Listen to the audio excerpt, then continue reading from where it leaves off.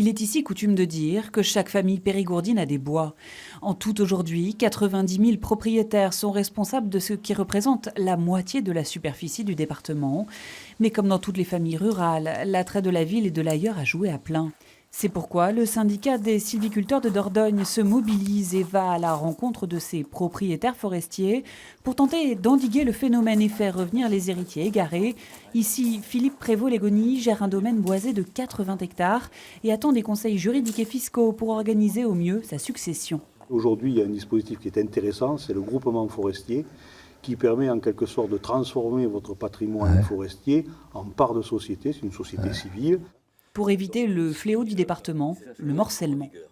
Il est préférable, pour des raisons économiques, d'avoir des unités de gestion, c'est-à-dire des parcelles, si vous préférez, cohérentes, suffisamment groupées. Et l'idéal, ça serait d'avoir des choses de plus de 4 hectares pour que nos bois intéressent les acheteurs, pour que les entrepreneurs de travaux forestiers, même s'ils le font très bien, soient moins gênés et ne passent pas leur temps à déplacer leurs machines pour aller couper les bois. C'est pour ça qu'il nous faut des unités de gestion assez conséquentes.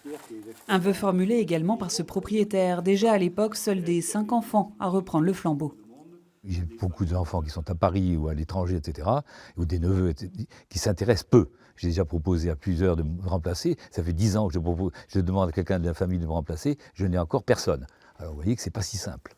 Alors pour faciliter la transmission, il a tout prévu et réalisé avec l'aide de techniciens sylviculteurs un plan de gestion. Outil indispensable, il est la marche à suivre des futurs gestionnaires pour 30 ans.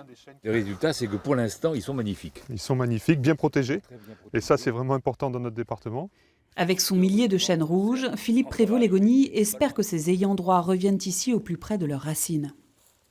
On est là pour les aider à trouver la bonne adéquation entre un goût personnel, certainement, pour l'une ou l'autre de ces essences, un sujet économique, le devoir qu'ils ont vis-à-vis du code forestier. Ils ont des devoirs à respecter.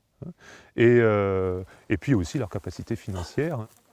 Car le Centre régional de la propriété forestière se bat constamment pour inciter, mais aussi aider les propriétaires à prendre soin de leur forêt.